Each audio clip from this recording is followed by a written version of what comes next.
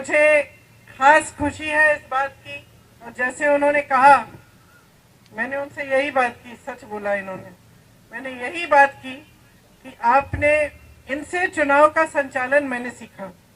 जब मैं पहली बार यहाँ 99 में आई थी अमेठी में माता जी का चुनाव लड़ने, उस समय मेरी माता जी शायद एक दिन के लिए अमेठी आई, 5 मीटिंग की, हर विधानसभा में 1 मीटिंग, और बाकी समय किशोरी जी और मैंने उनके चुनाव का संचालन किया और पूरा प्रचार किया। उस समय मैंने किशोरी जी से सब कुछ सीखा, कार्यकर्ताओं के बारे में, किस तरह से चुनाव को संचालित करते हैं, कैसे चुनाव लड़ा जाता है, सारा उस समय सीखा। तो अब जब हमारी बात हो रही थी तो सही है, कह रहे थे कि आप ही लड़ लीजिए ना, तो मैंने कहा देखिए आपने बहुत चुनाव लड़ाए हैं, इस बार मैं आपको चुनाव लड़ाऊंगी और आप चुनाव जीतेंगे। तो मैं यहाँ आई हूँ अपने बड़े भाई का चुनाव लड़वाने के लिए और अपने साथी किशोरी जी का चुनाव भी लड़वाने के लिए। अब आप हमारे प्यारे कार्यकर्ता हैं, मेरी बहनें बैठी हैं, आपकी तो उम्र वही लग रही है जो 20 साल पहले लगती थी लक्ष्मी जी। सब पहचाने हुए चेहरे हैं, आप परिवार के सदस्य हैं। हम सब साथ अलग अलग परिस्थितियों में लड़े हैं, और अगर हम में एक खासियत है हम सब में, तो वो ये है कि हिम्मत है हम में लड़ने की। मैं आपके बारे में ये जानती हूँ क्योंकि हमने चुनाव के समय क्या क्या देखा, किस तरह की लड़ाइयाँ। मुझे याद है एक समय एक बूथ था जहाँ कोई खड़ा भी नहीं होना चाह रहा था पोलिंग बूथ में। उस समय किशोरी जी अपने कुछ साथी लाए थे कि आप खड़े हो जाओ यहाँ पे, बहुत खतरनाक ऐसी परिस्थितियाँ बनी हुई थी वहाँ। और मुझे याद है कि मुझे फोन आया 4:30 बजे कि दीदी आप आ जाओ लेने के लिए, नहीं तो यहाँ पे तो बुरा होने वाला है। तो उस जमाने से लेकर जब बिल्कुल मुश्किल परिस्थितियों में हम एक साथ इकट्ठे होकर दिन रात हमने काम किया और हम लड़े, ये बात हमने साबित की कि यहाँ का जो कार्यकर्ता है, अमेठी का जो कार्यकर्ता है, मुश्किल से मुश्किल परिस्थितियों में खड़ा रहता है, दृढ़ रहता है, मजबूत रहता है और कभी हिम्मत नहीं हारता। क्यों? ये गहरी बात है, आपको गहराई से समझना पड़ेगा कि ये क्षेत्र क्या है और इसका इस देश में महत्व क्या है, इस देश के इतिहास में महत्व क्या है। किशोरी जी ने जिक्र किया किसान आंदोलन का। कौन सा किसान आंदोलन? जो मोतीलाल नेहरू जी और जवाहरलाल नेहरू जी के समय था, ब्रिटिश साम्राज्य के समय। पहली बार जब मोतीलाल नेहरू जी और जवाहरलाल नेहरू जी गिरफ्तार हुए तो यहीं रायबरेली में हुए। जब वो किसानों के आंदोलन में शामिल हुए तो ब्रिटिश साम्राज्य ने उनको गिरफ्तार किया। तब से लेकर आज तक जितनी भी लड़ाई हुई है चुनाव के समय रायबरेली में, वो हमेशा एक तरफ लोकतंत्र, एक तरफ सत्य, एक तरफ सच्चाई और दूसरी तरफ हमेशा किसी न किसी तरह का आतंक और एक ऐसी राजनीति जो जनता को सर्वोपरि नहीं रखती थी। और हमेशा इस लड़ाई में आप खड़े हुए हैं लोकतंत्र के लिए। आपने जिताया है सच्चाई को, सत्य को, और लोकतंत्र के जो मूल हैं, जो असूल हैं, उन्हीं को आपने जिताया है। कभी कभी आपको लगा कि आप नाराज हुए शायद, तब भी आपने सही रास्ता दिखाया। इंदिरा जी जब हारी रायबरेली से तो नाराज नहीं हुई आपसे, उस हार से वो सीखी, उस हार से उनके मन में ये भावना है कि हाँ, जनता मुझसे नाराज है, मैंने कुछ गलत हो सकता है किया है, और फिर उस पे मंथन करके उन्होंने एक दूसरा रास्ता, अलग रास्ता पकड़ा और अगली बार चुनाव जीती। तो ये आपकी जो भूमिका रही है, रायबरेली की जनता की भूमिका, वो यही भूमिका रही है कि आपने इस देश के लोकतंत्र का प्रतीक यहाँ पे रायबरेली में पूरे देश को दिखाया है। तो आज हम कहाँ खड़े हैं? आज देश की परिस्थितियां जो हैं कई स्तरों पे उनसे अलग नहीं है जो उस समय ब्रिटिश साम्राज्य की ने परिस्थितियां बनाई थी। क्यों? क्योंकि आज देश का जो गरीब है, देश का जो किसान है, उसको एकदम नकारा जा रहा है। जितनी भी नीतियां 10 सालों में नरेंद्र मोदी जी की सरकार में बन रही हैं, वो किसी गरीब के बारे में सोचते हुए या उसकी समस्याओं को सुलझाने के लिए नहीं बन रही हैं। वो बड़े बड़े खरबपतियों के लिए बन रही हैं। और आज ये सच्चाई है कि देश का किसान पिस रहा है, मेहनत करता है, पसीना बहाता है, धरती को सींचता है अपने पसीने से, लेकिन उसकी मेहनत की कमाई उसके लिए पूरी नहीं हो रही है। आज आप जॉब करते हैं या कहीं पे आपकी नौकरी मजदूरी लग जाती है किसी गरीब की, तो जितना भी कोशिश करे, जितनी भी मेहनत करे, काफी कमा नहीं पा रहा है कि उसका जीवन सुविधापूर्ण और अच्छी तरह से बीते। चाहे बच्चों की शिक्षा हो, चाहे आगे जाके रोजगार ढूंढना हो, कुछ भी हो, आगे बड़ी बड़ी समस्याएं हैं और सब इन समस्याओं का सामना कर रहे हैं, लेकिन सरकार का कोई समर्थन नहीं आ रहा है। सरकार की नीति यह है कि लो 5 किलो का राशन ले लो और हम आपको बड़े बड़े इवेंट दिखाएंगे, हम आपको बताएंगे कि सब अर्थव्यवस्था कितनी मजबूत हो रही है, ये आपको बताएंगे। आपके जीवन में ये सच्चाई नहीं दिख रही है। जितने भी ऐसे संस्थान थे जो लोकतंत्र को मजबूत बनाते थे, उन सब को कमजोर किया हुआ है नरेंद्र मोदी जी की सरकार ने। चाहे आप मीडिया को लें, चाहे आप कोर्ट्स को लें, न्यायपालिकाओं को लें, सबको पूरी कोशिश रही है कि इनको कमजोर किया जाए। चाहे आप संसद को लें, ये पूरी कोशिश रही है कि संसद की मजबूती भी कम की जाए, क्योंकि इनकी ये नीति है और इनकी ये इच्छा है कि जनता के जो अधिकार हैं वो कमजोर रहे और इनकी जो सत्ता है वो बढ़ते जाए। ये एकदम हमारे लोकतंत्र के जो असूल हैं उसके विपरीत है। आज देश में जो हो रहा है उसको समझना बहुत जरूरी है। मैं जानती हूँ आप बहुत सक्षम कार्यकर्ता हैं कांग्रेस के, पूरी तरह से आप जानकार हैं, आप समझते हैं कि देश में क्या क्या हो रहा है, राजनीतिक तौर पे भी, सामाजिक तौर पे भी। आप देख रहे हैं कि नफरत फैलाई जा रही है, आतंक भी फैलाया जाता है इनके उम्मीदवारों से। आप यहाँ रायबरेली में आपने खुद देखा है कि चुनाव आता है तो डर भय फैलाया जाता है, और चुनाव के समय भी, अगर चुनाव के समय नहीं तो बाकी समय के लिए भी ये परिस्थितियां रहती हैं आपकी कि आपको दबाने की कोशिश होती है, आपका शोषण किया जाता है। तो ये वो राजनीति नहीं थी जिसकी नींव महात्मा गांधी जी ने डाली। महात्मा गांधी जी ने, पंडित जवाहरलाल नेहरू ने जो आंदोलन किया वो इसलिए किया था ताकि जनता के अधिकार मजबूत हो। शायद वो सोच भी नहीं सकते थे कि एक दिन एक ऐसी सरकार आएगी इस देश में जो उन्हीं को देशद्रोही कह के ये कहेगी कि अगर हमें 400 सीट दे दो हम संविधान को बदल डालेंगे। वो सोच भी नहीं सकते थे शायद कि ऐसी स्थिति देश में कभी आएगी, कि देश के प्रधानमंत्री जो भाषा इस्तेमाल कर रहे हैं या जिस तरह की बातें कर रहे हैं चुनाव के समय, वो अपने पद का स्तर इतना गिरा देंगे कि अपने पद की गरिमा के बारे में सोचेंगे ही नहीं, कि अपने पद की अहमियत के बारे में का आदर भी नहीं करेंगे। और शायद वो ये सोच भी नहीं सकते थे कि एक ऐसा दिन आएगा जब हमारी जनता को कमजोर करने की कोशिश सरकार करेगी।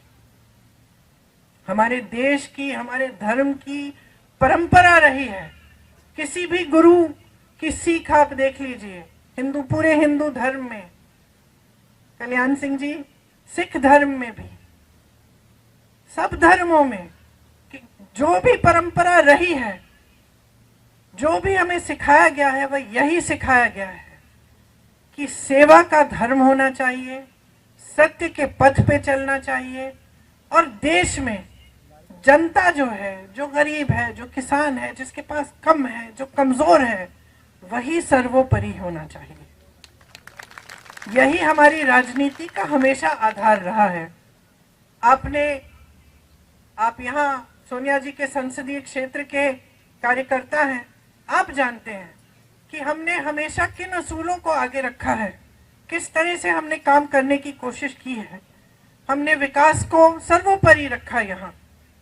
किशोरी जी ने आपको बताया, लेकिन बताने की जरूरत नहीं है, आप जानते हैं, चाहे एम्स हो, चाहे कुछ भी हो, चाहे आईटीआई हो, चाहे कुछ, पूरे अमेठी में जितना विकास एक समय में किया गया था, जब क्षमता थी, सरकारें थी, तो पूरा विकास हमने कराया और इसमें हम कभी पीछे नहीं हटे। मैं हमेशा मिसाल देती हूँ कि मैं अपने पिताजी के साथ अमेठी आती थी और उसी तरह से आप जानते हैं कि माताजी के साथ कई बार रायबरेली आई। गांव में हम जाते हैं, जनता डांट देती है, कोई कह देता है कि भाई सड़क नहीं बनाई, हमने आपको नल के बारे में पूछा था, 6 महीने हो गए, साल भर हो गया, आपने अभी तक नल नहीं लगवाया। ये एक आपका अधिकार रहता है। यही हमारी राजनीति रही है कि आपका अधिकार है, आप डांटो, आप नाराज हो, आप सवाल उठाओ, आप लड़ो हमसे। कितनी बार आपने डांटा है मुझे, एक आध बार मैंने भी डांट दिया, उसके लिए माफी मांग ली। तो ये हमारी राजनीति यही रही है कि अधिकार आपका है, सत्ता देने वाले आप हैं। आज अगर हम अकेले चुनाव लड़ने जाएं, आपके बिना, आपकी मदद के बिना, तो वो नतीजा नहीं आएगा जो तब आता है जब आप सब लगते हैं, आप सब दिल से काम करते हैं और हमारे साथ जनता जुड़ती है। और यहाँ की जनता हमेशा जागरूक रही है। ये मुझे याद है सोनिया जी के पहले चुनाव से, जब मैं उन लोगों को बूथ में गई लेने के लिए, उस चुनाव से मुझे याद है कि यहाँ की जनता जागरूक रहती है, समझदार है। आप जानते हैं कि काम करने वाला कौन है, आतंक फैलाने वाला कौन है। आप जानते हैं कि हमारी सुनवाई कहाँ होगी और हमें धमकाया कहाँ जाएगा। ये आपको अच्छी तरह से ये सारी चीजें अपने क्षेत्र के बारे में मालूम है। और यहाँ की खूबी ये है कि सिर्फ अपने क्षेत्र तक सीमित नहीं, आप पूरे देश की राजनीति को अच्छी तरह समझते हैं। तो ज्यादा समझाना नहीं चाहती मैं जानती हूँ आपको ये सब जानकारी है, लेकिन देखिए आज देश में परिस्थितियां ठीक नहीं है। आज जनता की मांग है, महंगाई कम करो, रोजगार दिलवाओ, हमारा भविष्य मजबूत करो। और सरकार की बातें हैं कि हिंदुस्तान में चुनाव हो रहा है, पाकिस्तान की बात कर रहे हैं। लोगों को ये कहने की कोशिश करेंगे कि कर रहे हैं कि कांग्रेस पार्टी आपके भैंस चुराएगी, आपके गहने चुराएंगे। भय फैलाने वाली बात, जिसको आप अच्छी तरह समझते हैं, क्योंकि आपने बार बार अपने क्षेत्र में ये देखा है कि किस तरह से गांव गांव में जाके झूठ फैलाए जाते हैं, भय फैलाया जाता है, और ये कोशिश होती है कि जज्बातों के आधार पर, भय के आधार पर जनता वोट दे दे। और यही जो सिलसिला है, इसने हमारे लोकतंत्र को कमजोर किया है। आज अगर ये लोग चुनाव के मंच पर आकर पाकिस्तान की बात,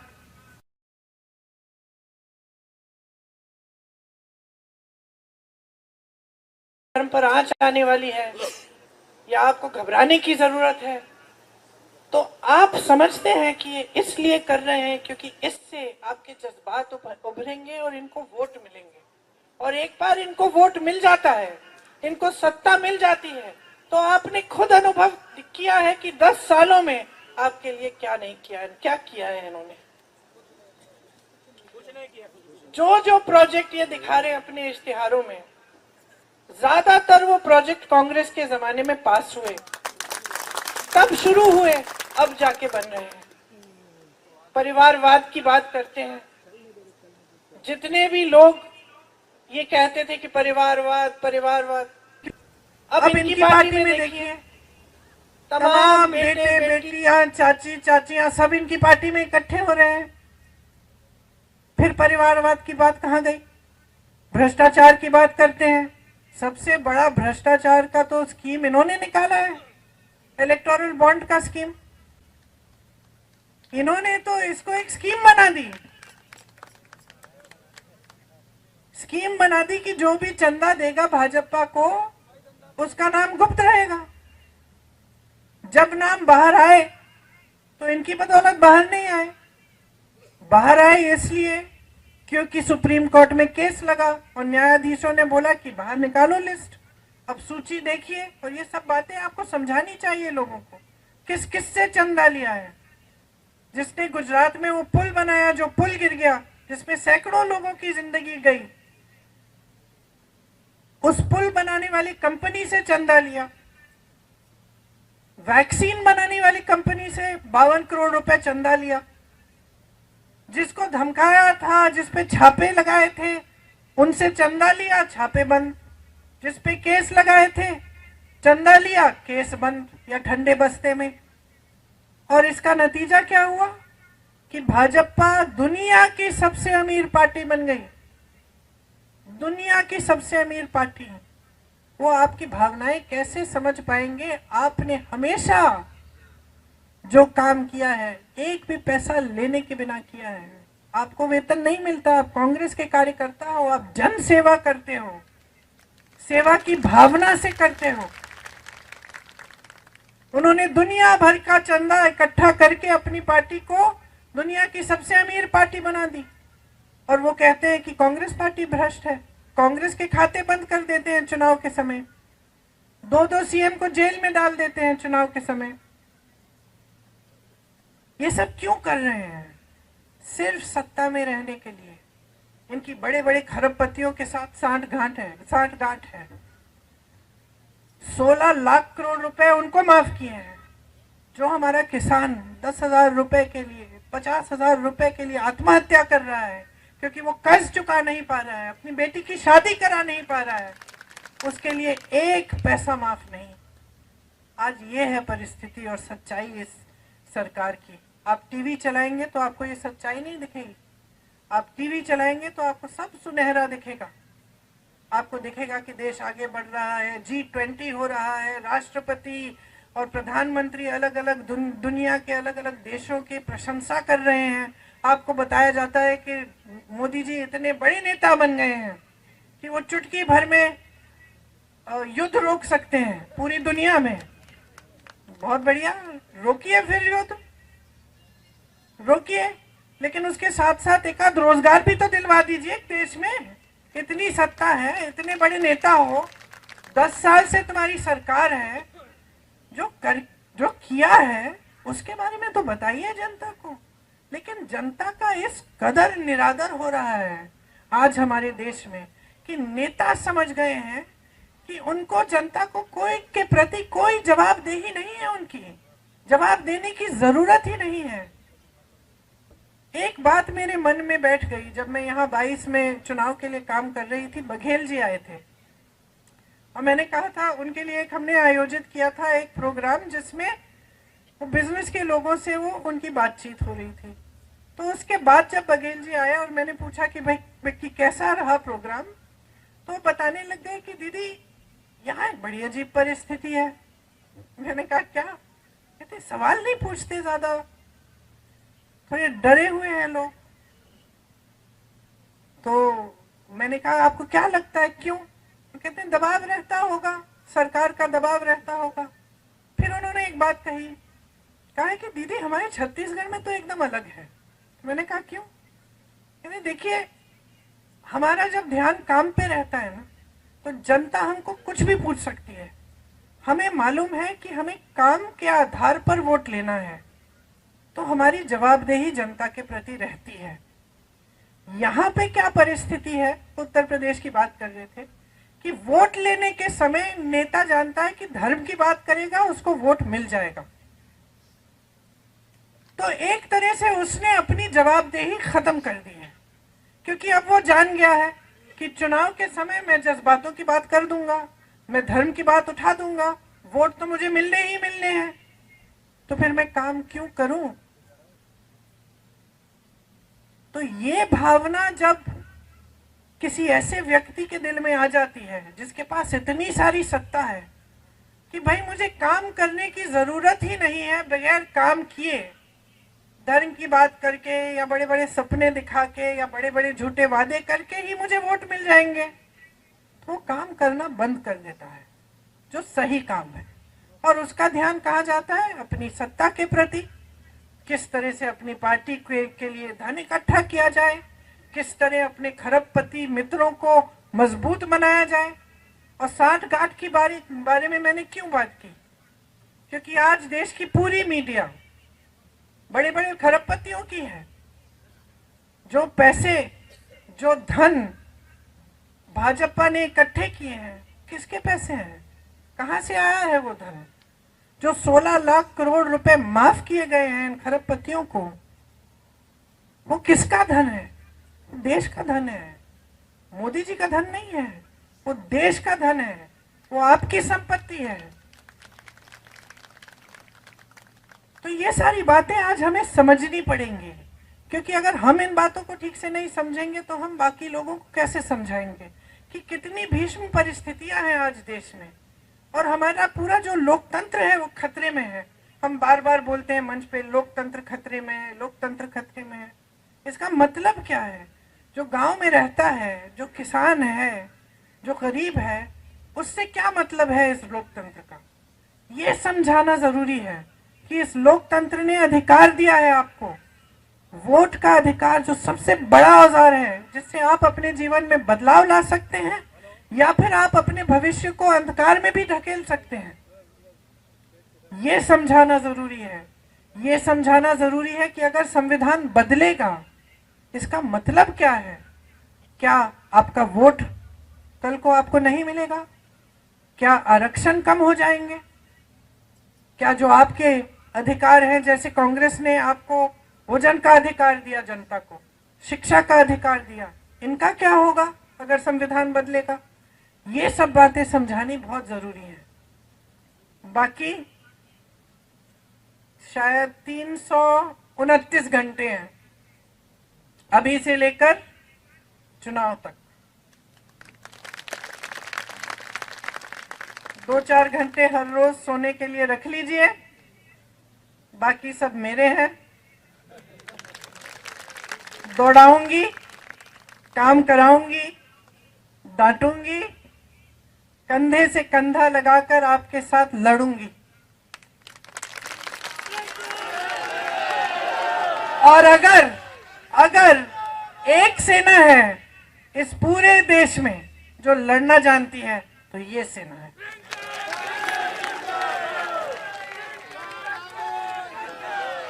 अगर किसी के दिल में भय है तो अभी पीछे हट जाए, इसके बाद में मैं पीछे नहीं हटने दूंगी।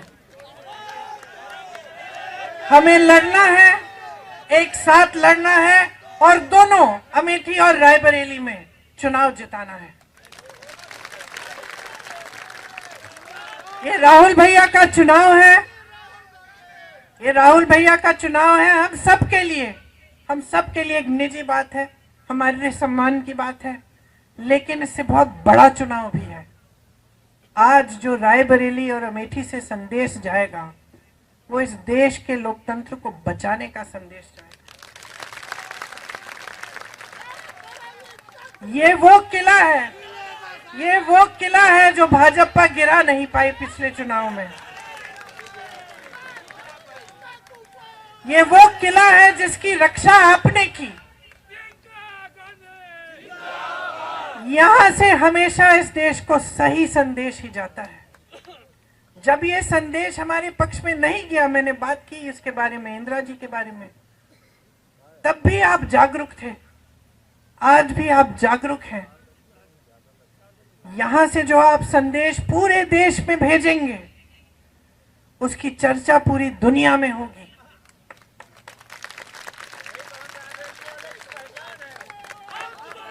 तो आपकी लड़ाई आज सिर्फ राहुल गांधी जी के लिए नहीं है। आपकी लड़ाई सिर्फ हमारे लिए, अपने लिए नहीं है। आपकी लड़ाई अपने गांव के हर एक व्यक्ति के लिए है, अपने शहरों के लिए है, अपने प्रदेश के लिए है और अपने देश के लिए है। इस मिट्टी के लिए है जिसके लिए बड़े बड़े नेता शहीद हुए। आज परिस्थितियां ये हैं कि इंदिरा गांधी जैसी शहीद महान महिला को ये लोग देशद्रोही कह रहे हैं।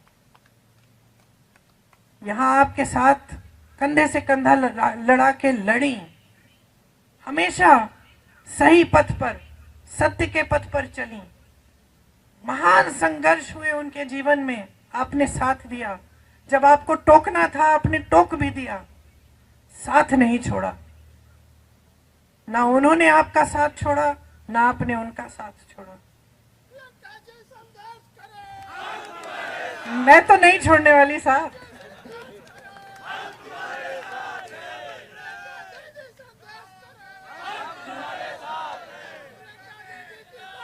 मुझे तो आप बहुत दिनों से जानते हो। अब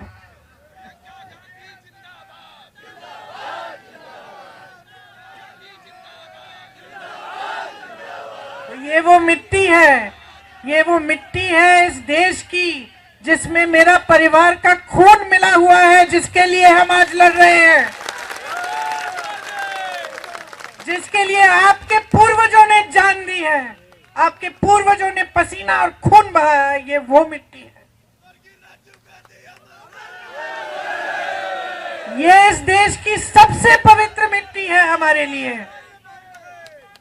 इसके लिए हम लड़ रहे हैं। हम इस देश के जन जन के स्वाभिमान के लिए लड़ रहे हैं। हम इस देश के जन जन के अधिकारों के लिए लड़ रहे हैं।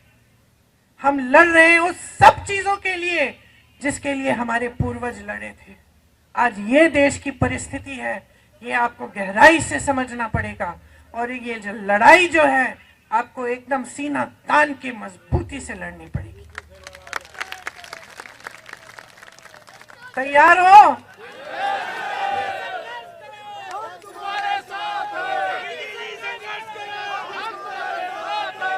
तो अब मैं यहां से हिलने नहीं वाली हूं जब तक 18 तारीख को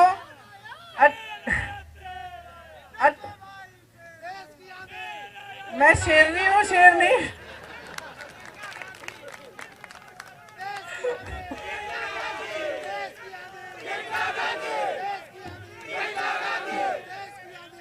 देखिए 18 तारीख को 5 बजे चुनाव आयोग मुझे कहेंगे कि आप चली जाओ, तब तक मैं यहाँ से हिलने नहीं वाली हूँ। हम दिन रात काम करेंगे, हम पूरे दिन भ्रमण करेंगे पूरे संसदीय क्षेत्र के और अमेठी के। रात को हम पूरी आपके कार्यकर्ताओं की मीटिंग रखेंगे। जो भी समस्याएं हैं, जो भी आपकी ज़रूरतें हैं, किस तरह से क्या करना है, आप आके मुझे बताइए। दरवाजे खुले हैं पूरी दिन पूरी रात। मैं आपके लिए समर्पित हूं और मैं जानती हूं कि आप सब इस देश के लिए समर्पित हैं। धन्यवाद, धन्यवाद। एक बार जोर से राहुल गांधी।